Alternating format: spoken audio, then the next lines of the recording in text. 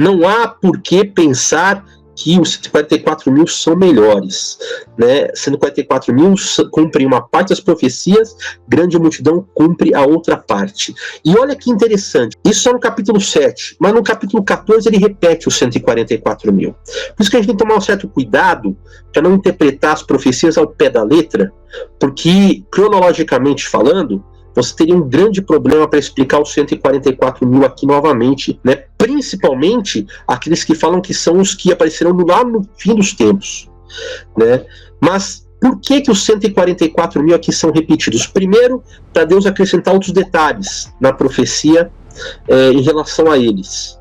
São virgens, não se macularam com mulheres, coisa que não é falada no primeiro momento que eles aparecem, mas principalmente é citado novamente para falar sobre a passagem que vem em seguida no capítulo 14. Porque você tem aqui a visão dos 144 mil e em seguida você vê 3 anjos voando. Por que isso é importante? Porque isso diz respeito exatamente aos tempos do fim. Primeiro, um anjo pelo meio do céu, tendo o evangelho eterno para pregar aos que habitavam na terra, a cada nação, tribo, língua e povo, dizendo com voz forte: temam a Deus e deem glória a Ele, pois é chegada a hora em que Ele vai julgar, e adorem aquele que fez o céu, a terra, o mar, as fontes das águas. Então veja, isto vem logo após os 144 mil, o que nos faz entender que essa primeira mensagem é a primeira mensagem pregada, inclusive, pelos 144 mil, pelos apóstolos, pelos primeiros cristãos, tanto 144 mil quanto os primeiros da grande multidão. Em seguida, você vê o outro anjo dizendo: caiu a grande Babilônia, que fez com que todas as nações bebessem o vinho do furor da sua prostituição. Agora, para entender isso aqui, você tem que entender sobre a apostasia.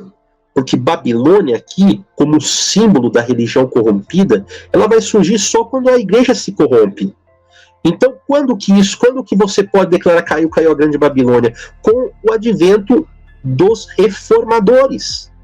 Né? Não a partir só de Martim Lutero ou João Calvino, mas já antes, né? Com Zwinglio, você pega, por exemplo, muitos que vieram desde os anos 1200, pregando sobre a necessidade de uma mudança, né? Você vê tantos aí que pregavam sobre um restabelecimento da palavra de Deus e passam até esse tempo da reforma protestante. Então, esta é a mensagem do caiu a grande Babilônia. E você vê que essa mesma mensagem ela se repete depois. Se alguém adora a besta, agora é o terceiro anjo, a sua imagem recebe a marca da besta na testa ou na mão, também se beberá do vinho do furor de Deus, preparado sem mistura no cálice da sua ira. Então, quer dizer, isto, né, começa a acontecer também a partir da Idade Média, só que esta mensagem, que praticamente é uma repetição, né, da segunda, ela é uma mensagem para os nossos dias, que vai se cumprir, inclusive, no verso 12. Aqui está a perseverança dos santos, os que guardam os mandamentos de Deus e a fé em Jesus. Né? Então você veja, mandamentos de Deus, fé em Jesus. Perseverar no quê? Pelos dois componentes, é perseverar nos dois. Nos mandamentos e na fé. Então não é em qualquer caminho, não é em qualquer fé. É num caminho e numa fé que tem os dois elementos. E vou dizer mais uma coisa, né? Uma quarta voz: bem-aventurados os mortos que desde agora morrem no Senhor. Né? E você vê que a partir dali a palavra de Deus ela começa a nos falar o quê? Ela começa a nos falar sobre as vozes que nos dizem para sair do meio da Babilônia, né? Porque você vai ver que isso vai acontecendo até o capítulo 19, né, passando pelo capítulo 18, chegando até o 19, e a palavra vai falar: sai dela, povo meu, né, para que não tomem parte dos seus pecados e nem tomem parte dos seus castigos. Eu acho engraçado, meus irmãos, só para concluir aqui, as pessoas falarem para nós, né, onde está escrito que nós temos que guardar a lei de Deus? Onde está escrito que nós temos que guardar os mandamentos de Deus? Aqui. Quando a Bíblia fala: sai dela, povo meu, ela fala para que não tomeis parte nos seus pecados. E eu pergunto: o que é o pecado? Alguém vai falar: é fazer o mal. Fazer o mal é tão subjetivo. Tem gente que acha que adorar um deus pagão ou adorar uma imagem não tem problema nenhum. Então, quer dizer, vira subjetividade. Não pode ser. Pecado tem que ser uma coisa objetiva. O que é pecado? Então, quando nós estudamos mais a palavra de Deus, nós vemos que João esclarece isso na sua primeira carta. Ele vai falar assim: o pecado, as maioria das versões vai trazer assim, é a iniquidade. Tradução ruim. Está escrito ali claramente que o pecado é anomia.